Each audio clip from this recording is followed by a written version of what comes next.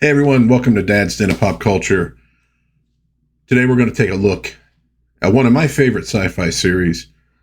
A sci-fi series that, not an unknown by any means, but not as well known to folks outside of sci-fi fandom as, say, a Star Trek or a Star Wars. One that I think people could pass by because of the design. Which I love, absolutely love, but I could see where some people might say, well, it looks a little silly. And it's maybe one of the most serious sci-fi series that was ever made. We're talking about Gerry Anderson's UFO from 1970. So let's take a look at some images from the first episode and chat about the series and why I like it so much, and why, if you've never watched it, you should probably give it a try. And if you have watched it, you should probably watch it again. So we open with the absolutely awesome Century 21 television production image, the little rocket-shaped item shooting through the 21, and right into an absolutely awesome bit of music. Barry Gray was just tremendous. And I always say that the challenge for any Gerry Anderson series is to be as good as the opening credit music, because always amazing, always unique, always original, inventive. Great stuff. We see this image of this person, something going on with its eye. We have this teletype Shado, Supreme Headquarters Alien Defense Organization. We have images of a car. We have images of a satellite. We have this airplane launching from beneath the water. This mobile sort of a tracked tank-looking item. A woman with some crazy hair wearing silver. We got this flying saucer sort of thing. It explodes. It's a hell of an opening, and it actually does a pretty good job of introducing the series. And what you're going to get with the first episode, I think it's, as first episodes go, it's really good. It's light on story, but there's a lot to introduce for this series in terms of characters, in terms of tech, in terms of tone. And they do a really good job introducing all three of those things. And that's why, if nothing else, seek out the first episode of UFO and watch it. And I think you get a pretty good taste of what you're going to get over the course of the series. We start with this UFO, or as they refer to them in this series, a UFO. So we got a UFO in these woods, kind of glowing, and a group of people who happen to be out see it, and they're filming it. And they are then attacked. Interestingly enough, what sounds like a machine gun. I kind of like that. We have technologically advanced alien beings, but it's not all lasers, ray guns, etc. Because frankly, a good old-fashioned, machine gun is going to get the job done generally as well as a phaser will. So they open fire. One of them is shot dead. The man, the woman flee. They're being pursued. And we last see this woman screaming as something approaches her. Now, great introduction of tone. We have a civilian casualty in the first few seconds of the series, which tells you this is not it's not kid stuff. We now flip to these two men. The one in the foreground is Ed Straker. Every time I hear that, I think Stryker. Ed Straker Obviously, in the United States Air Force, they're on this private plane. It lands. There's a group to meet them. He's kind of surveying what's going on around him. They get into this vehicle. There is like looks like a British, minister of something. They're going off into the countryside on this road. And so Straker disarms his briefcase, opens it. He has a top secret file that he hands over for the two men to look at. And this has to do, obviously, with this alien threat that Earth is under. And they're looking at putting together an organization to deal with it. One of the motorcycle riders spots something in the sky. They are under attack. There are explosions. One thing you cannot say for the UFOs, not the greatest aim in the world, but there are explosions. It's firing these beams of light at them. The car crashes through a wall. Straker is thrown free. Car explodes, fire, etc. He's coughing. He's somewhat dazed. He sees this photo, clearly the photo that was taken by those folks who were attacked, of this UFO in the woods. And as it burns, we get the title, UFO. Flash forward in time. Harlington Straker Film Studios in London. This is the cover. The time is 1980. So, series is 1970. They're looking 10 years into the future. Oh, what a wild future it is. And we get the title of the episode, Identified. Yeah, look, we're only at this point a couple years beyond Star Trek. That's the time period. Century 21 fashions by Sylvia Anderson.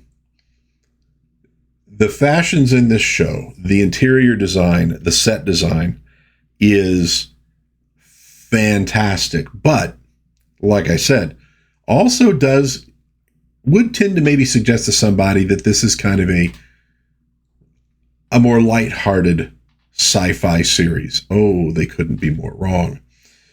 So we're back to Ed Straker looking a little bit different. He seems to be an executive. Well, his name's on the studio, so he runs the place.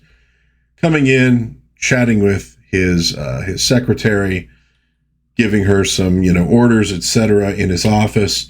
She goes back out into her office, and little light comes up of do not enter. Okay. This fella shows up, Colonel Freeman, played by George Sewell. Oh, I should mention, of course, Straker is played by Ed Bishop.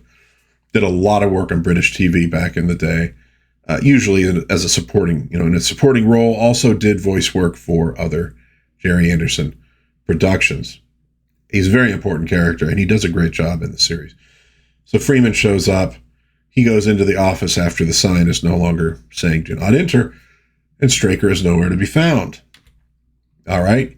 He hits a few buttons, and it's a little hard for me to show this in still images, but the office of Straker starts descending.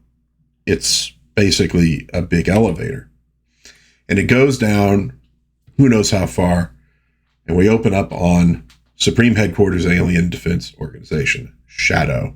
This is Shado's secret base, and Colonel Straker is in charge of Shado.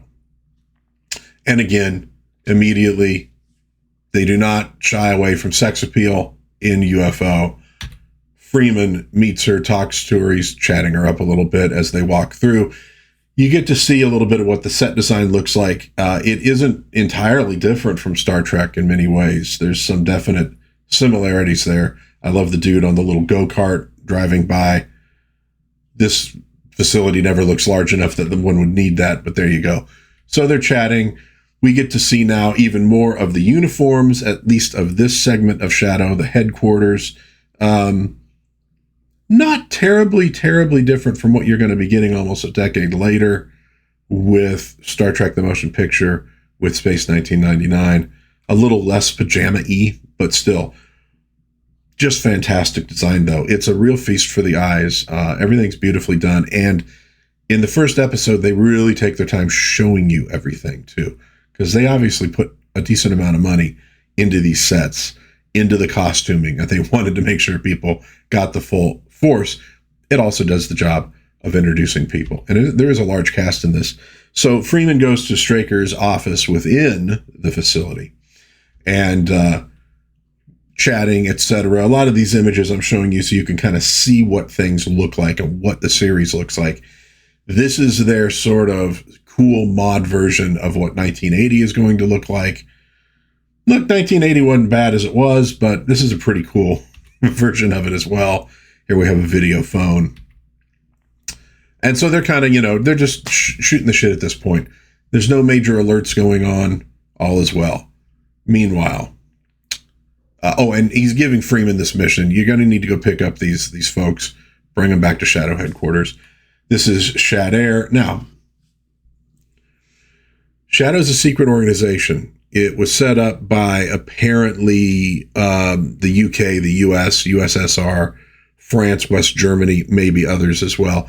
It's not super well known, and they try to keep it that way. But they do have a sort of Concorde-looking airplane with Shado on the side of it. So, okay, cool-looking airplane, though.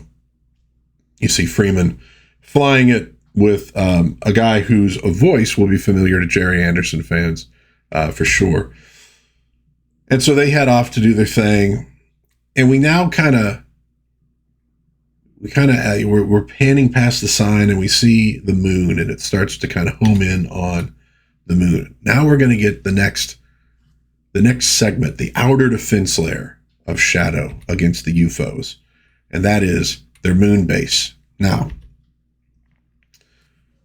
Space 1999 apparently had its start as a second season of UFO, where they were going to maybe focus a little more on the moon base. There was a desire to get off of Earth more often. A bad desire to do so. I think most of it being set on Earth was actually really smart. I think it gave a lot more heft to the series, but that's what they wanted. They ended up turning some of these ideas into what became Space 1999. Are the two series connected? They could be. Obviously, Space 1999, somewhat different kind of a show. And you never hear about UFOs. Maybe they had been defeated. Obviously, it's set 19 years after UFO. But there is a sort of spiritual connection between the two. And so here's where it gets, where people might go, okay, this is looking a little goofy. The women who are basically in command on Moonbase, I mean, Straker's overall in command, but they have the silver suits and they have the wigs. The wigs are part of the uniform. That was a Sylvia Anderson design. Look, on the one side, you could say that's absolutely ridiculous. On my side, you say, that is absolutely awesome. The look is great, and I don't really care if it doesn't make a sense. And look, I like the dichotomy between the mod whimsical look of the show and the very serious tone. It works for me. I can see where it might not work for other people, though. I get that. And she's, communicating with Straker, and we're getting sort of a nice tour of the Moonbase set, and it's really impressive. She kind of goes off duty. She goes to this room where people, can change and relax and this and that. Here we see one of the pilots for the craft that are this first line of defense for the Earth. And then we have her changing her uniform. You can kind of like remove the sleeves and the one part becomes the skirt. So it becomes like a casual wear as well as a uniform. She's reading Design Magazine, chatting with one of the other pilots. Look at that set design. Is that not gorgeous? I love it. I love just, you could put these shows, turn the volume down and just watch them, and they're just a feast for the eyes. We have Straker communicating with, I got to look the name up because I forget because there's so many. I believe that's Lieutenant Ford, who's kind of like the communications officer at headquarters. Now we get to see the second line of defense for Shado, which is the Skydiver. So what is Skydiver? It is a submarine with on the front of it this aircraft, fighter aircraft, interceptor. Now, Shado apparently has a whole fleet of these submarines, so they're all over the world. So if UFOs, wherever they show up, they got something close enough to intercept. And we'll see what it looks like when they do an intercept later in the series, but that's the idea. So this is a submarine. Again, crazy uniforms. It's sort of a mesh rope thing, for the guys and for the women. Now for the women, there's like a top underneath it. So, don't get too excited, guys. And we see the commander of the sub. He's in his sort of office, little ready room. You see some of the video screens around. Now, notice behind him that photograph and get a good look at him. Might have seen this guy before. He gets a call from his first mate on the little video phone to be prepared. They're going to go into a yellow alert because they have the aircraft carrying these people in flight, etc. We then get this scene between Straker and I believe it's Ford. Ford had sent a message that was not encrypted properly, and Straker really goes after him.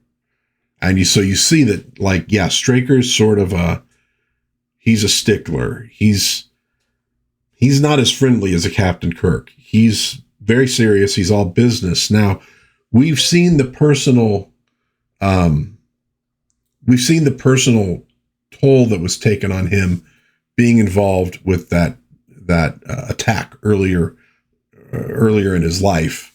You don't necessarily, I think in a later episode, you get a better idea of how long it took between that and Shado, because we'll see in a couple different episodes the toll that this takes on his life. And it is a serious toll. There is one episode in particular, and I'm not going to spoil it, but it is it's heavy.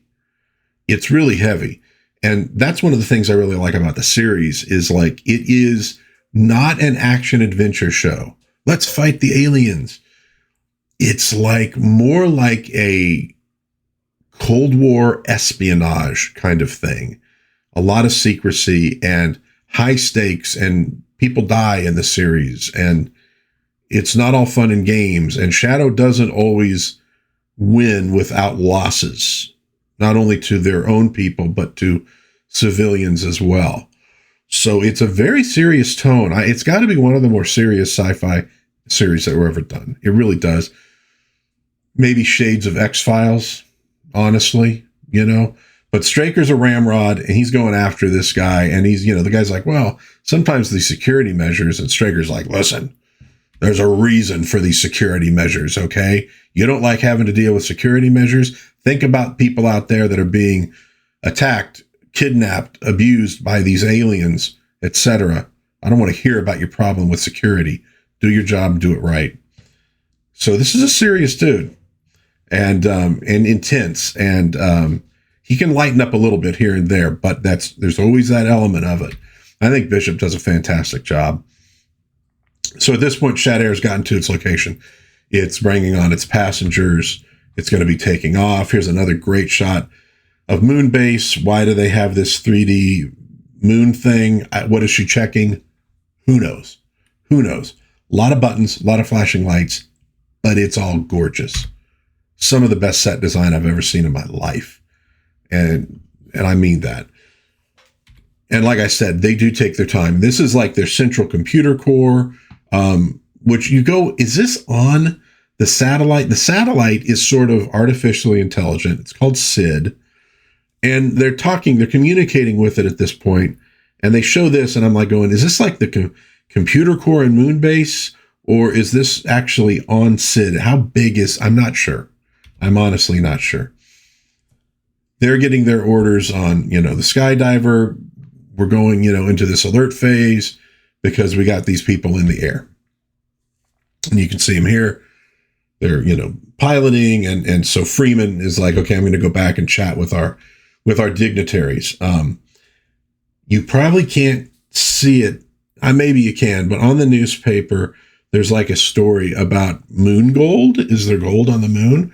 you're going to see a little bit about moon exploration in a later episode.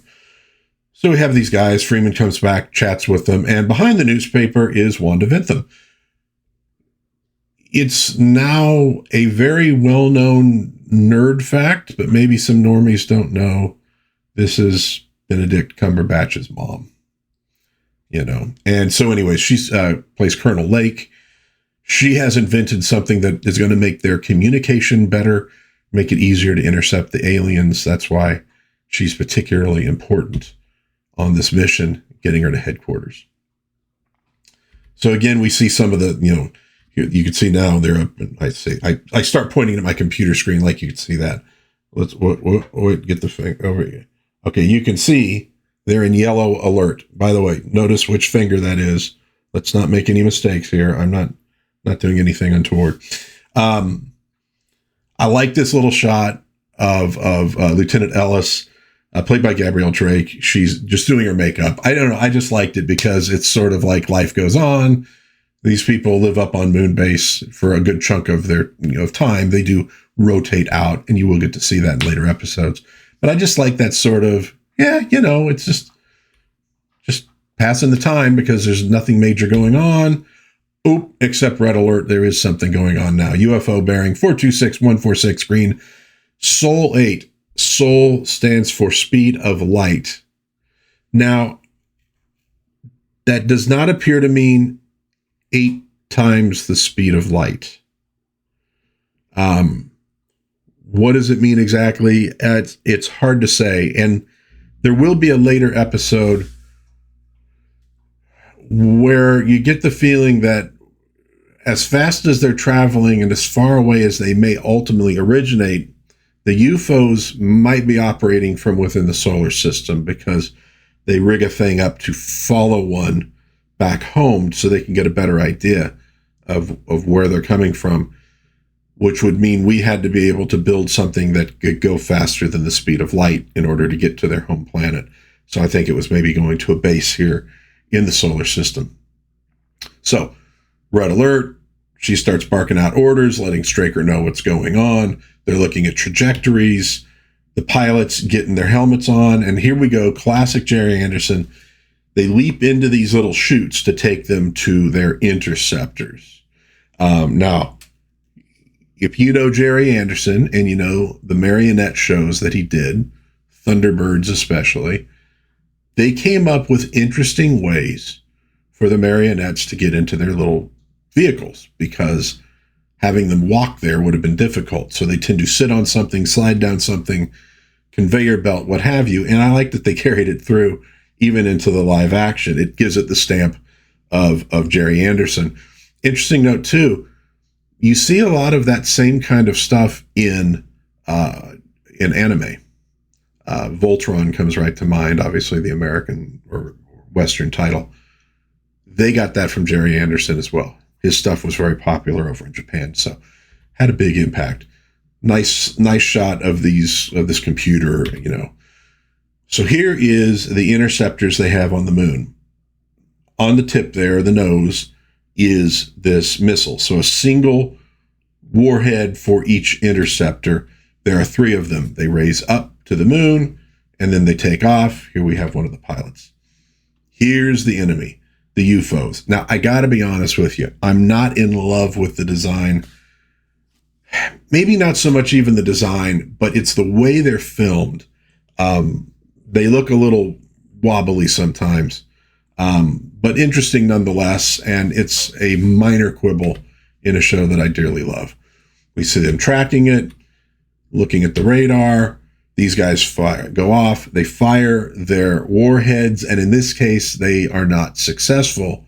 So the UFO penetrates into Earth's atmosphere. And yeah, they can operate there. We have another scene with Freeman and Lake, and she's not nearly as enticed by him as he is of her. Kind of get that. More just lovely set dressing. So here's the UFO operating in the atmosphere. They're tracking it on radar. They're alerting Skydiver about what's going on. So here we get a shift over to the Skydiver submarine. Here we go. They're taking in the information. The captain getting his helmet on, going through his own little tube into the fighter craft that is attached to the sub. You see him there prepping. Similar helmet to what they have on the Interceptor's different uniform that he's wearing. He puts on that sort of pleather coat thing over the mesh top. So then Skydiver sort of angles up, and you get the launch of the fighter, which goes up into the sky. And so it starts tracking the UFO. Now, this is another interesting aspect of the show.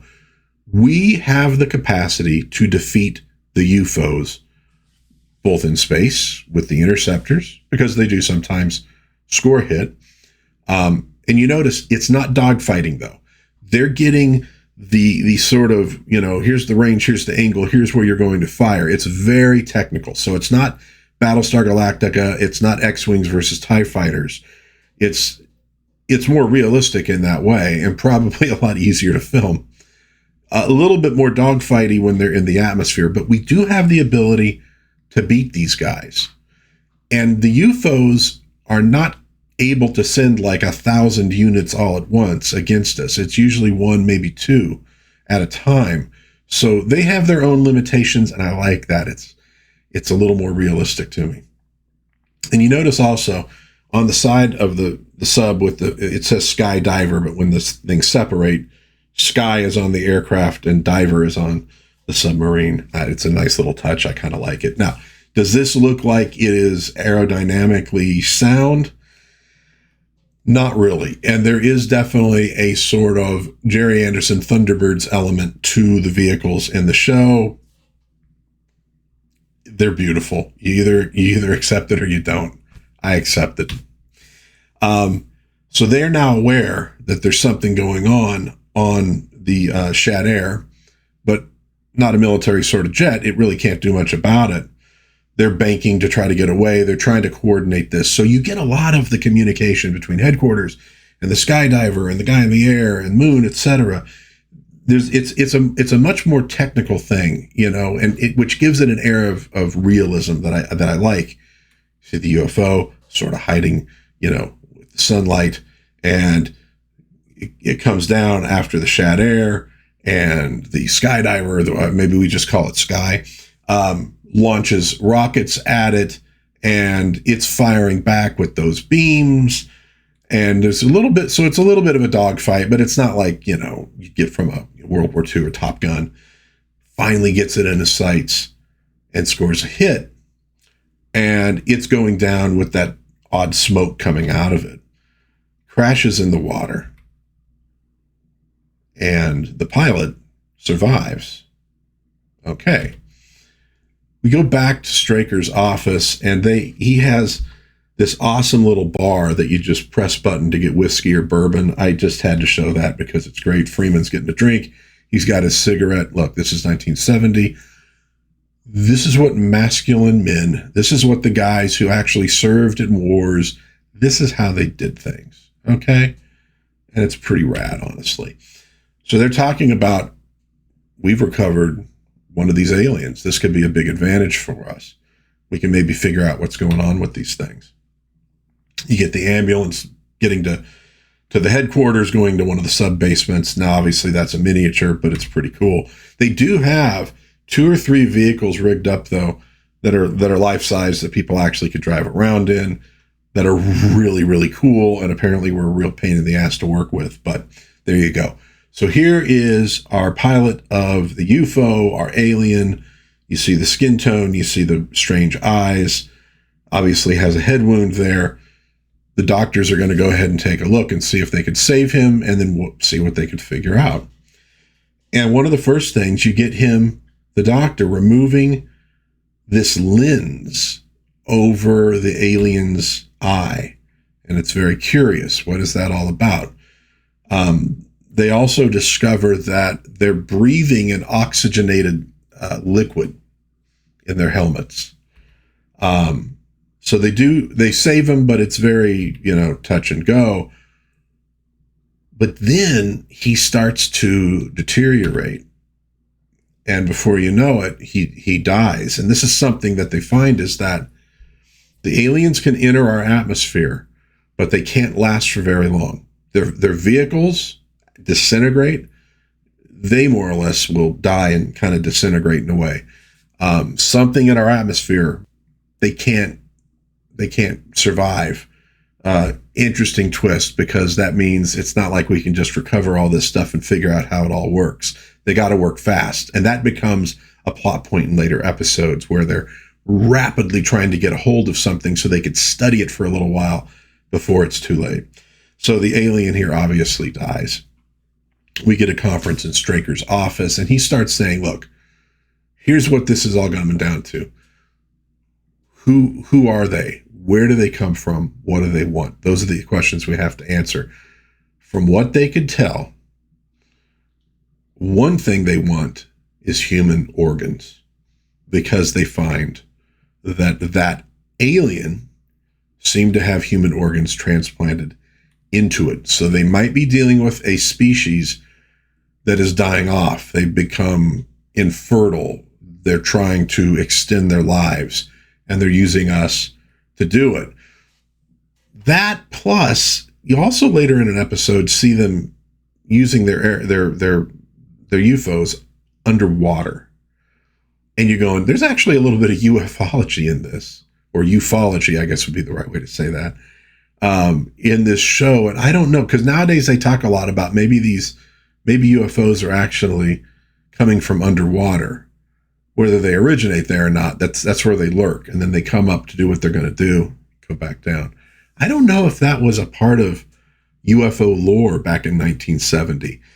I don't know if the idea of them harvesting organs was either, but it kind of squares with what a lot of people think nowadays about maybe some of the things that are going on with UFOs, that it has to do with infertility and things of that matter. Just an interesting thing. So they're discussing all these things and what are we going to do about it? And it's really setting the show up. But here's where, look, we started off seeing somebody killed by the aliens and the aliens attack. We're going to end on a very somber note as well. And you're going to find that happens frequently in UFO. Because, like I said, well, they found that they had grafted human organs into the alien that they had recovered. And so Straker has to speak to the commander of Skydiver. I want to say it's Captain Carlin. There were a couple different commanders at different points in the series, and lets him know that the woman who we saw captured, or well, screaming, it was her heart that was in this alien. She's been missing. Her family didn't know. And, Straker kind of is like, do you want to tell them, or do you want me to tell them? But either way, we then cut to the funeral for this woman. And so it's a somber tone, but it's showing that, like, there are real stakes in this fight with the aliens. This is not going to be rah-rah, sis-boom-bah, daring, dashing kind of stuff, like, say, a Star... which is not to say Star Wars doesn't have stakes and very serious things, but there's a little bit more of, of a fun, adventurous air to it. And again, what we're getting here is more like, Cold War espionage. These are the guys who are standing guard, and they go through a lot, and they suffer personal tragedies as a result of it. And we get a nice shot of Straker looking on as a casket is sent into like a crematorium, and you see the lighting change. That gives you a real understanding that this is a serious show about us fighting against these things that want to use us as cattle. And we have the ability to score wins. They're not so technologically advanced that we can't counter them, but we are at a disadvantage, and there's so much we don't know. And the series is not going to answer explicitly all of those questions. It is much more about from episode to episode, us countering what they're doing or us trying to come up with a way to lure them into a trap, how that goes off and the price that people pay as a result of it. So much like when you got, you had war movies that were more like, yay us, let's, fight the Germans and we're going to whoop them. And then you had later movies that showed the personal toll on soldiers. This is more in that vein. And then we go to the credits, and the credits have a very somber sound. As cool and as upbeat as the opening credit music is, the end credits are this sort of just kind of weird little space sounds. It's very, very ominous. I wanted to point out visual effects supervisor Derek Meddings, great job on the show. It wouldn't probably pass muster for a lot of people nowadays, but it's very cool stuff.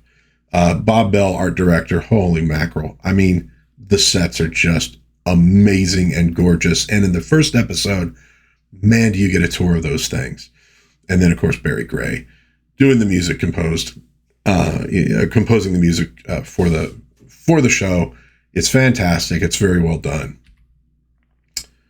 And ITC worldwide distribution. UFO is a fantastic series. I think it's my favorite of Gerry Anderson's live action shows. I really think it is because of the tone, because of the look, because of the feel. There's so much good stuff in these episodes, and they're very creative about how they do this. It's not sci-fi exploration. It's this tense Cold War, counter move stuff. Interesting, the plots, the machinations of the aliens, how the human beings are countering it. Straker being in command the whole time, and Bishop does a fantastic job.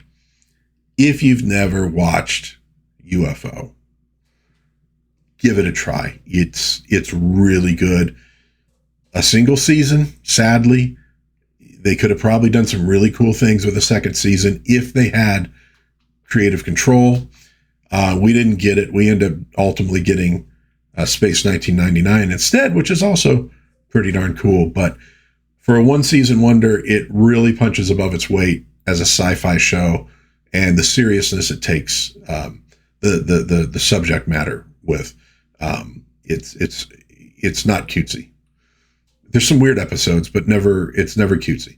So give it a shot. And if you know UFO, watch it again. If you haven't watched it for a while, you might have forgotten how good it is. And if you have watched, I'd love to hear your thoughts in our comments here. Or if you haven't watched and you have any questions, feel free to ask, and I'll do my best. I'll try to avoid any spoilers. There are some really good episodes, but they can be quite tragic. So keep that in mind when you're watching. But a really fantastic show. Highly suggested. So, until next time.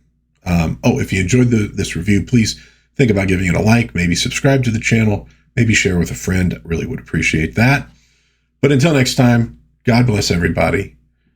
Please be kind to one another. Have a little bit of fun. Give UFO a chance, and I will hopefully see you soon again in Dad's Den of Pop Culture. Bye-bye.